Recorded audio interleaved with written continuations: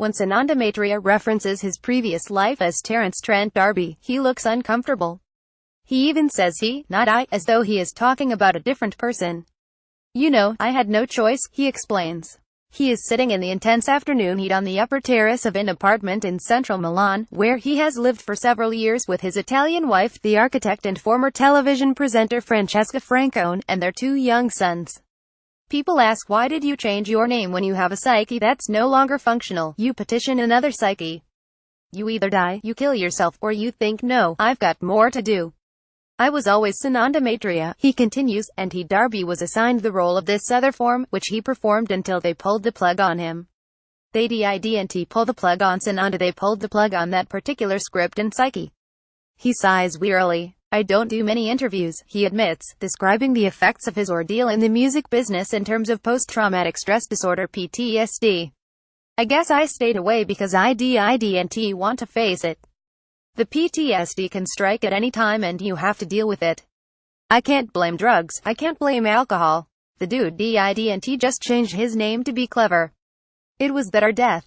30 years ago, Arby, an American of Scottish hillbilly and Native American parentage who spent time in the army in Germany before launching his career in London, was the toast of Britain. Androgynously beautiful and sexually magnetic, he was a singer-songwriter and multi-instrumentalist who modeled himself on Muhammad Ali, a quote machine who declared himself a genius without too much prompting. His debut album of sweetly rasping vocals and catchy rock and soul, introducing the hard line according to Terence Trent Arby, sold 1 million copies in 3 days in the UK, spent 9 weeks at number 1 over the next 8 months, and 45 weeks in the top 40. There were ubiquitous hit singles, Sign Your Name, Wishing Well, If You Let Me Stay, enabling Arby to assume his position on Mount Olympus, his phrase next to the biggest stars of the day. He received the approbation of everyone from Miles Davis to Mick Jagger and mixed in the most rarefied circles reluctantly. He cites Jack Nicholson and Princess Diana as examples of celebrities whose patronage I was humbled to receive. I moved some people in high places, he cautiously allows, aware that hubris was one of the things that did for him first time round. As a coping strategy, he imagines his rapid rise, and vertiginous descent, as a matrix of conspiracy theory and quasi-mythology. His latest album, a triple, is titled Prometheus Pandora. After the relative failure of his second album, 1989's Neither Fish Nor Flesh, Arby was effectively and unceremoniously tossed off the mountain. More expansive and less tuneful than his debut, critics viewed it as simple artistic overreach, while the public largely concurred it shifted a fraction of the sales of its predecessor.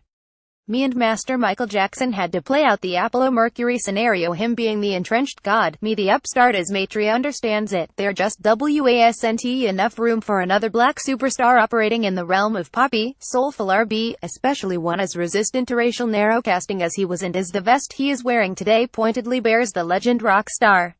It was, he says, a limited plinth, and either he, Prince or Michael Jackson had to vacate. Me and Master Michael Jackson had to play out the Apollo-Mercury scenario, him being the entrenched god, me being the upstart who basically got sacked as a service to Apollo, he says. Part of a continuum of artists who carried the baton for as long as they could before they were killed, physically or psychologically. He was, he says, crucified.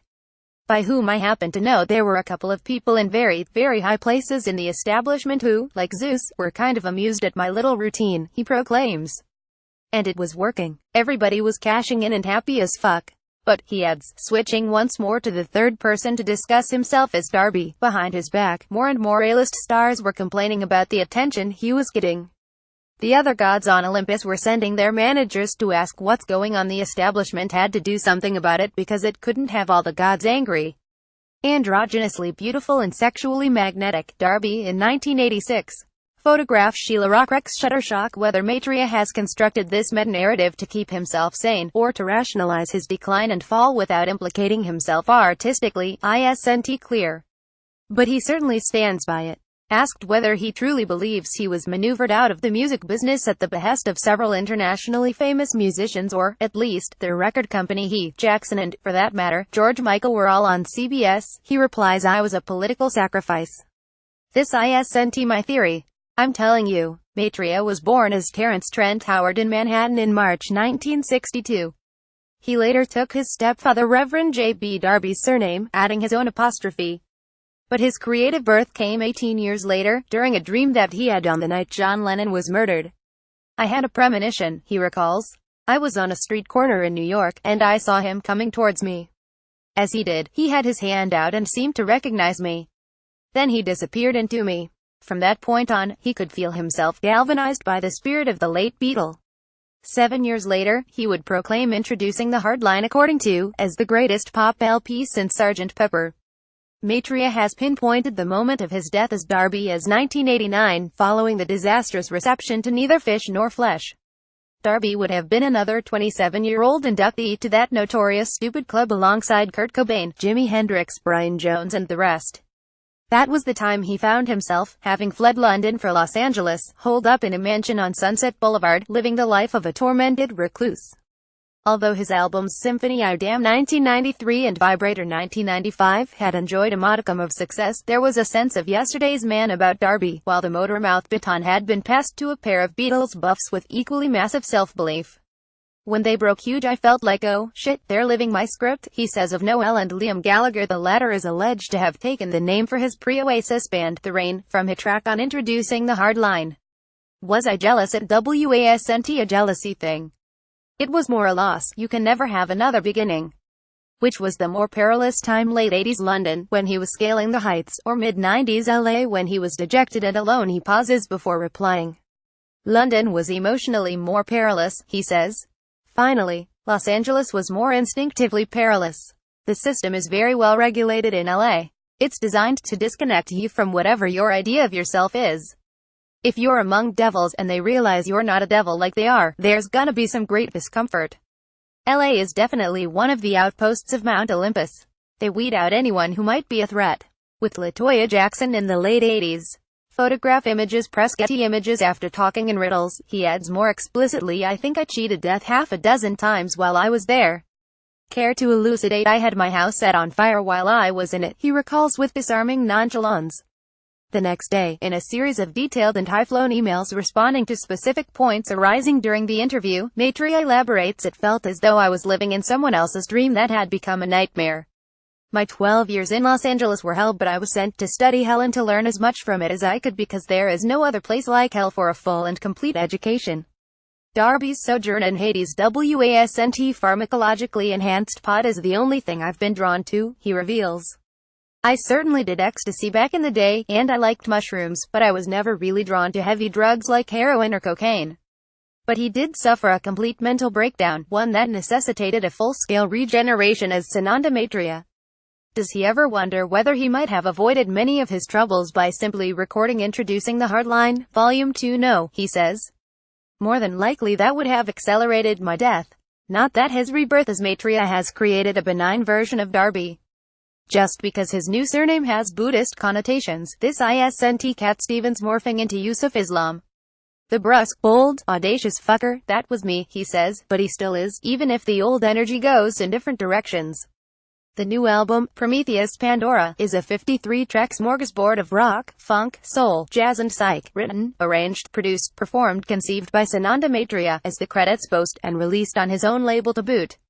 It might go lyrically off-beat to accommodate his grand allegorical vision, but as Maitreya insists, these myths and legends continue to resonate inside all of us. And besides, it's not all godlike. There's even a track, from the former sexual supremacist, about impotence, called Limp Dick Blues. On stage in 1989. Photograph Tim Hall Redfern's. Well, there you go, he says. When was the last time you heard a pop idol admit that they were having dysfunctional issues? Never. I'm counterintuitive like that. His hospitable wife, who has been listening into most of the three-hour interview, in between supplying us with drinks and providing a generous spread for lunch, winks then laughs. It's just a song, she says, indicating her husband's priapic prowess and the continued functioning of his organs. All of it works. Witty, waspish, a former trainee journalist who knows the value of a self-aggrandizing or self-deprecating bon mot, he has been much missed. Has he missed us? Do I miss being on the mountain? He inquires of Olympus and its inhabitants, many of whom Jackson, Prince, George Michael are no longer here. That none of my colleagues survived. Prometheus Pandora is actually his 8th album as Maitreya, although there does seem to be a greater keenness to push this one. Does he want to be back in the fray? Ident. Make this album to be back in the fray, he retorts. I still have Madonna's number. I can still call her and go, what's up, bitch, what's going on? As his emails attest, bitch is a catch-all for associates, male and female.